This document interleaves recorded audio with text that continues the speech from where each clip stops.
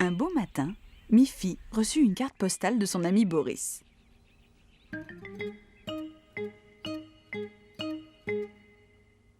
Boris vivait dans un chalet qu'il avait construit tout seul, en plein milieu de la forêt. La carte postale était d'ailleurs une belle photo de sa maison. Au dos, Boris écrivait « Cher Miffy, j'attends ta visite. Je voudrais que tu m'aides à ramasser des myrtilles. En cette saison, la forêt en est remplie. » Miffy trouva l'idée très amusante. Elle demanda à sa maman si elle pouvait se rendre chez Boris et ramasser des myrtilles. « Oui, bien sûr. Mais tu dois être très prudente. Ne quitte surtout pas le chemin pour ne pas te perdre. »« Ah, ne t'inquiète pas, maman. Je connais très bien l'endroit. » Sa maman lui dit « Je vais préparer un panier de sandwich. Ainsi, Boris et toi, vous pourrez faire un bon pique-nique qui accompagnera les myrtilles. »« Sois prudente !» lui répéta sa maman en lui disant au revoir de la main. Miffy s'engagea dans la forêt.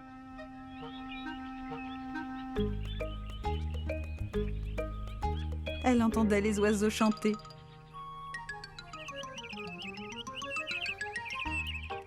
Elle sentait le parfum des fleurs.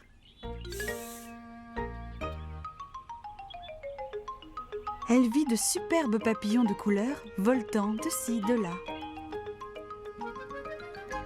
La forêt était pleine de merveilles, à voir, à sentir et à écouter. Elle regarda à droite, puis à gauche, et regarda vers le ciel. Elle regarda partout, tout autour d'elle. Soudain, elle regarda droit devant, et la maison de Boris était là. Boris était sorti pour la recevoir. « Bonjour, Miffy. Je suis très heureux que tu aies pu venir. Il y a tellement de myrtilles à ramasser dans la forêt. »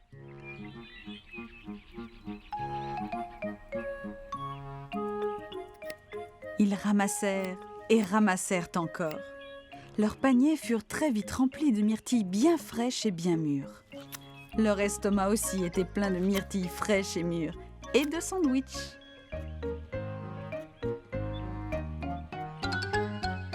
Ils passèrent un merveilleux moment.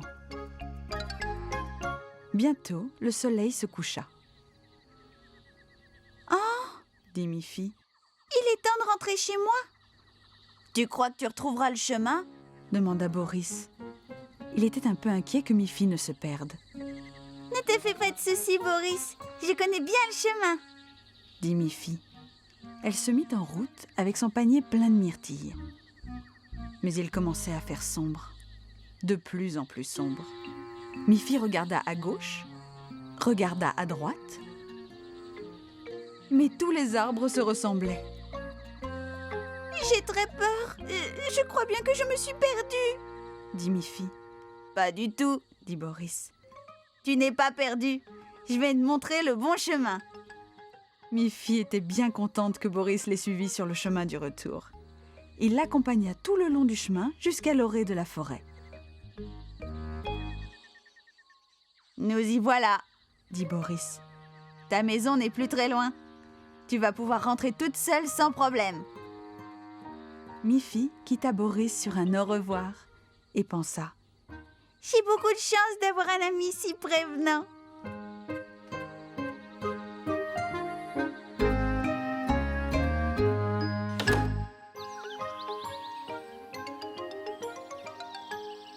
Un matin, au lever du soleil, Miffy se réveilla avec une sensation de faim. « Je mangerai bien quelques bonnes carottes bien croquantes pour le petit déjeuner, » dit-elle. Elle chercha dans la cuisine. Il n'y avait pas de carottes. Elle regarda dans le placard. Pas de carottes. Elle regarda sur la table. Il n'y avait pas de carottes là non plus. « Oh là là !» dit Miffy. « Quand on a une envie de carottes, rien d'autre ne peut les remplacer. » Miffy commençait à avoir très faim. À cet instant, on sonna à la porte. Miffy ouvrit la porte et se trouva en face de son amie Colette. « Entre, Colette !» dit Miffy. « J'aimerais bien t'offrir un bon petit déjeuner, mais je n'ai pas une seule carotte. »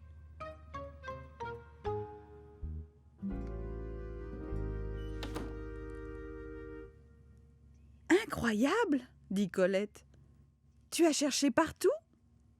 Bien sûr, répondit Miffy. J'ai regardé dans la cuisine, dans le placard, sur la table. Mais, dit Colette, as-tu regardé dans la marmite sur la cuisinière ? Oh non, dit Miffy. J'ai oublié de regarder dans la marmite.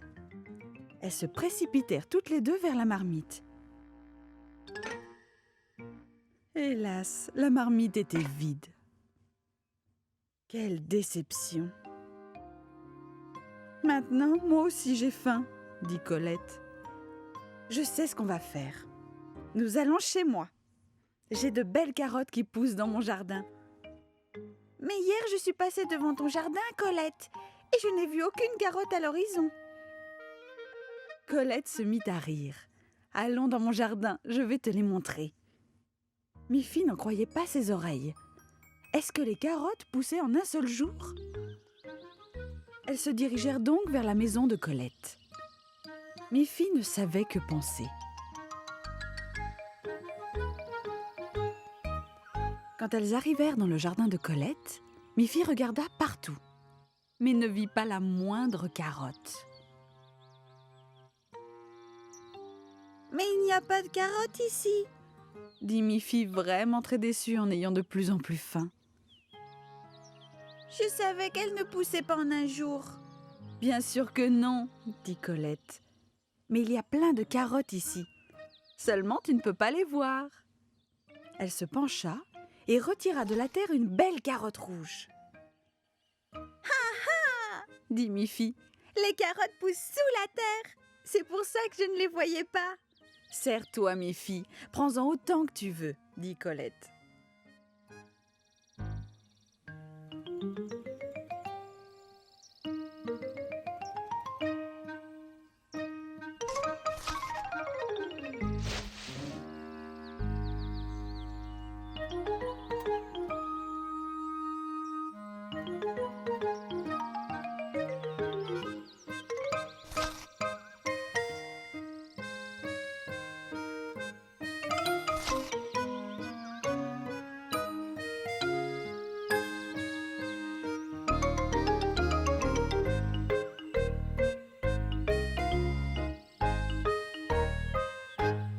Quand la cueillette fut terminée, elles s'en retournèrent chez Miffy avant de croquer comme petit déjeuner leurs belles carottes. Miffy regardait par sa fenêtre. Le temps était à l'orage. Le vent soufflait. Les feuilles tournoyaient dans l'air et retombaient sur le sol.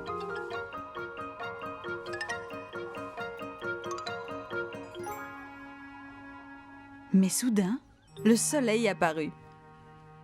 Et le vent cessa. Une fois encore, la journée s'annonçait très belle.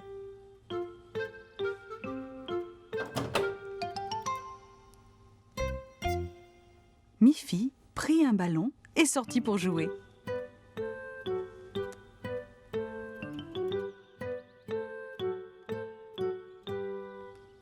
Miffy jeta le ballon très haut dans le ciel.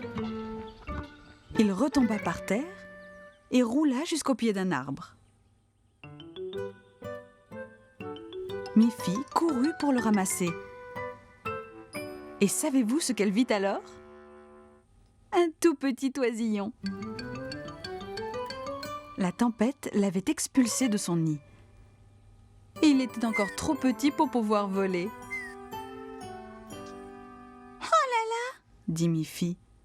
Ce pauvre petit oiseau a besoin d'aide. Mais qu'est-ce que je peux faire ? Miffy décida de l'emmener chez elle et le montra à sa maman.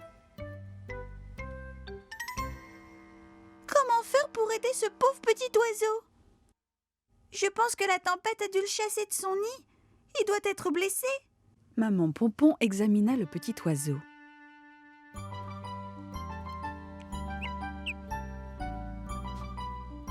Je crois que ce petit oiseau va très bien, Miffy. Oh, c'est merveilleux, maman. Je peux le garder? Et je le laverai, je lui donnerai à manger et lui préparerai un petit lit douillet. Mais sa maman lui dit: je ne crois pas qu'une maison soit l'endroit idéal pour ce petit oiseau. Il a besoin de retrouver sa mère. Elle doit être en train de le chercher d'ailleurs.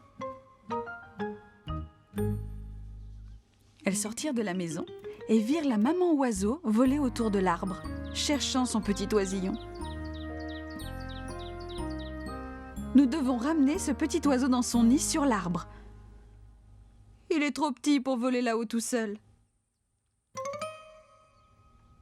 Elles déposèrent délicatement le petit oiseau sur l'herbe et allèrent chercher une échelle. Le petit oiseau essaya un et fit un petit saut. Puis il tenta un et fit 2 sauts. Il ouvrit ses petites ailes et essaya de les agiter. Puis ce fut un. Et il recommença à battre des ailes. Miffy et sa maman revinrent avec l'échelle et la posèrent contre l'arbre. À cet instant précis, le petit oiseau fit entendre un. Il battit de ses petites ailes de plus en plus vite et commença à voler. Il tournoya de plus en plus haut et vola directement dans son nid. Tout ça comme un grand. Le petit oiseau a retrouvé son nid, dit Miffy. Regarde, sa maman aussi rejoint son nid pour retrouver son petit sain et sauf. Miffy et sa maman remirent l'échelle à sa place. Et maman oiseau fut très heureuse du retour de son oisillon.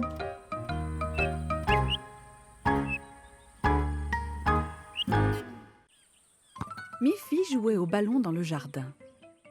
Quand Grogny, la nièce de Colette, arriva en courant vers elle. « Miffy !» s'écria Grogny. « Tu veux bien jouer à cache-cache ?»« C'est un jeu formidable, Grogny !» dit Miffy. « Mais on n'est que toutes les deux. C'est plus intéressant quand on est plusieurs. » Regarde, Miffy, Snuffy arrive.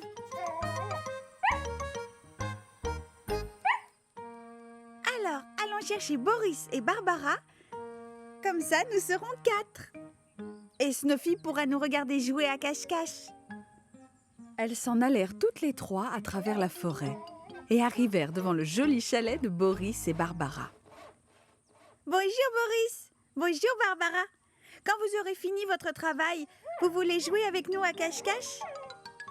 Volontiers, dit Boris. Ça nous ferait très plaisir de jouer à cache-cache avec vous. Nous venons de finir de couper la bûche, alors on peut y aller. Très bien, commençons. Qui sera le chercheur ? Non, Snuffy, dit Miffy. Ça ne serait pas juste. Tu pourrais renifler partout et nous retrouver trop facilement. Tu peux t'amuser en nous regardant jouer. Je serai le premier chercheur et vous pouvez tous aller vous cacher. Miffy leur tourna le dos et se mit lentement à compter jusqu'à 10. 1, 2, 3, 4, 5, 6, 7, 8, 9, 10. Miffy ouvrit les yeux et s'écria. J'arrive, prêt ou non ? Miffy commença ses recherches dans la forêt. Entre-temps, Snuffy courut vers un arbre et se mit à aboyer. Boris sortit de sa cachette derrière l'arbre. Ce n'est pas du jeu, Snuffy. C'est Miffy qui doit nous trouver. Alors Barbara et Grogny quittèrent les arbres derrière lesquels elles s'étaient cachées. Maintenant, nous devons tout recommencer, dirent-elles. Exact, dit Miffy. Tu n'es pas censé être le chercheur, Snuffy. Et surtout d'aboyer. Tu dois rester tranquille. C'est à moi de chercher les autres qui sont cachés. » Une fois de plus, Miffy leur tourna le dos et ferma les yeux. Tandis que Boris, Barbara et Grogny repartirent se cacher. Cette fois, Snuffy ne bougea plus. « J'arrive, prêt ou non ?» lança Miffy. Elle regarda derrière chaque arbre. « Je t'ai vu, Boris.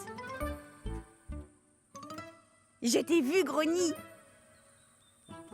Elle regarda partout ailleurs, mais elle ne trouva pas Barbara. Où pouvait-elle bien être? « J'ai peur que Barbara ne se soit perdue, » dit Miffy. « J'ai regardé derrière chaque arbre. Maintenant, tu peux aboyer, Snuffy. Aide-nous à retrouver Barbara. » Snuffy courut tout droit vers un arbre et se mit à aboyer bruyamment. Mais Barbara n'était pas là. Snuffy continua à aboyer. Ils levèrent la tête. Barbara était bien là, sur une branche, au sommet de l'arbre. « Quel bon endroit pour se cacher, » dit Miffy. « Sans Snuffy, je ne t'aurais jamais retrouvé. »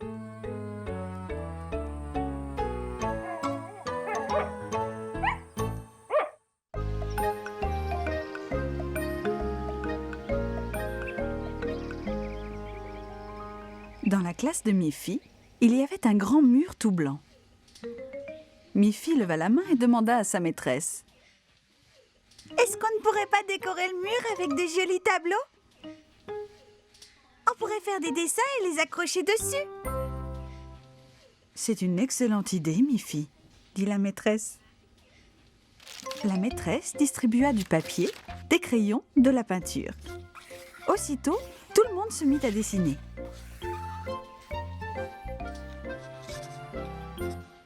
Miffy dessina une très jolie fleur.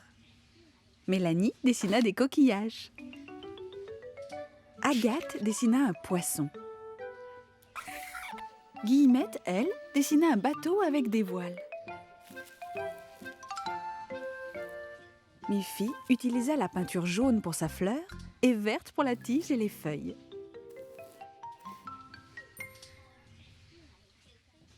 Agathe peignit son poisson avec des rayures jaunes et bleues. Winnie coloria son bateau en bleu et elle peignit les voiles en rouge, jaune et bleu. « Je ne sais pas quoi dessiner d'autre, » dit Mélanie quand elle eut fini son tableau. « Moi non plus, » dit Guillemette. « Nous avons besoin de beaucoup de tableaux pour couvrir le mur, » dit Miffy. « Allons les enfants, » dit la maîtresse. « Il fait très beau aujourd'hui. Prenez votre matériel et allons nous installer dehors.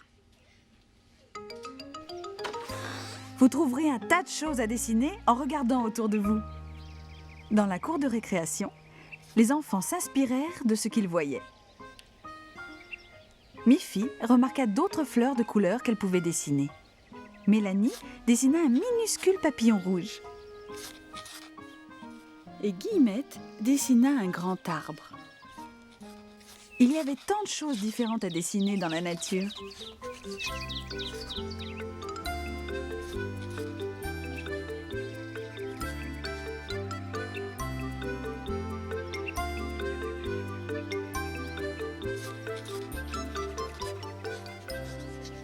En fin d'après-midi, les enfants avaient réalisé une quantité de dessins tous différents.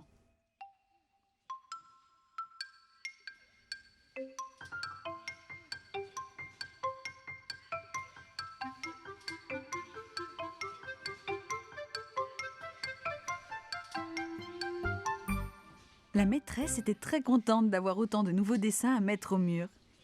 Mais y aura-t-il assez de place ? Nous devons faire attention à bien placer toutes les peintures les unes à côté des autres pour qu'il y ait assez de place pour chacune d'elles, dit-elle. Hélas, il n'y avait pas assez d'espace. Et certains enfants furent très déçus de ne pas pouvoir accrocher leurs dessins sur le mur. Mélanie leva la main. « J'ai trouvé !» dit-elle. « Pourquoi ne pas changer les dessins tous les jours? Comme ça, chacun aurait la chance de voir son dessin exposé. » Excellente idée, Mélanie, dit la maîtresse. C'est exactement ce que nous allons faire. De cette façon, vous pouvez faire encore beaucoup plus de dessins. Tous les enfants applaudirent. Miffy dit alors: « Maintenant, ce sera encore plus agréable de travailler dans cette classe. » Miffy avait raison. Chaque jour, le mur de la classe était décoré avec de nouveaux superbes dessins de couleurs.